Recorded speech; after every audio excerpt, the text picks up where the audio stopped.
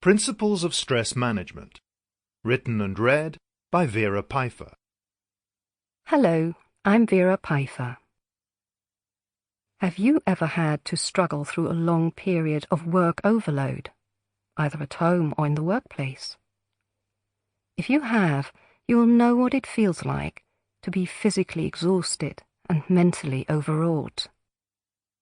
Although you are perfectly capable of dealing competently with life's ups and downs when you are unstressed, any hiccup in the daily routine becomes an emotional crisis once the pressure exceeds a certain threshold.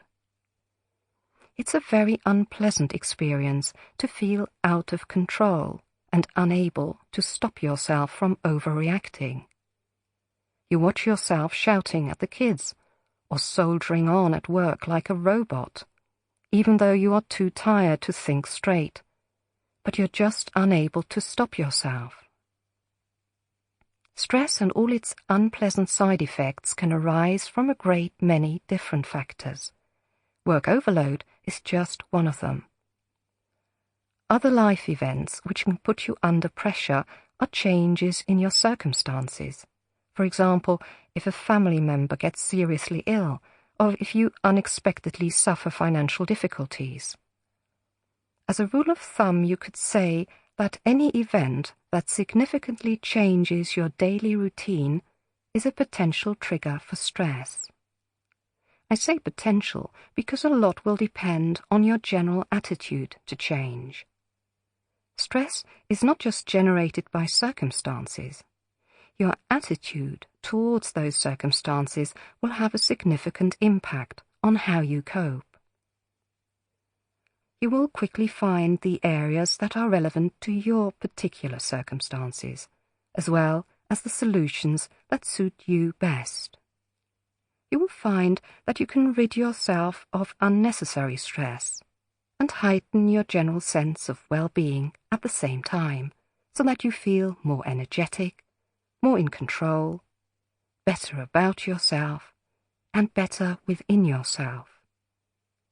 So why not put some of the suggestions into practice? You have nothing to lose but stress. But let's first of all look at what stress is and what it is not. Generally speaking, stress can be caused by our need to adapt physically, mentally, and emotionally to a change. This, of course, does not have to be a negative process. If you have finally achieved a promotion which you have worked towards over a long period of time, this is likely to be a very pleasant change, which fills you with excitement and satisfaction. However, you can also end up feeling very nervous and unconfident when this change takes place. A small amount of stress is useful.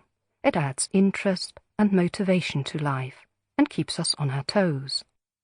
Changes that we perceive as moderate are not just harmless but also invigorating, as our adaptability needs to be trained regularly to stay in working order. As we practice going with the flow and dealing with changes, we become stronger. However, when the changes become too great, or when they influence our lives negatively over a period of time, our capacity to adapt can become overstretched.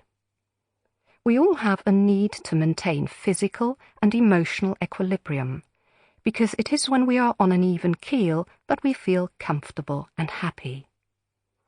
Any change, especially an unpleasant one, threatens our equilibrium. In order to redress the balance, we react with a stereotyped reaction, which is also known as the general adaptation syndrome. This syndrome springs into action as soon as a person perceives or experiences a stressor. First, the mind goes through the alarm stage, where the body switches into overdrive. The muscles tense, adrenaline pumps through the system, blood pressure rises. Then, during the second stage, which is called the resistance stage, all the heightened physical and mental responses help create increased activity so that the challenge can be met.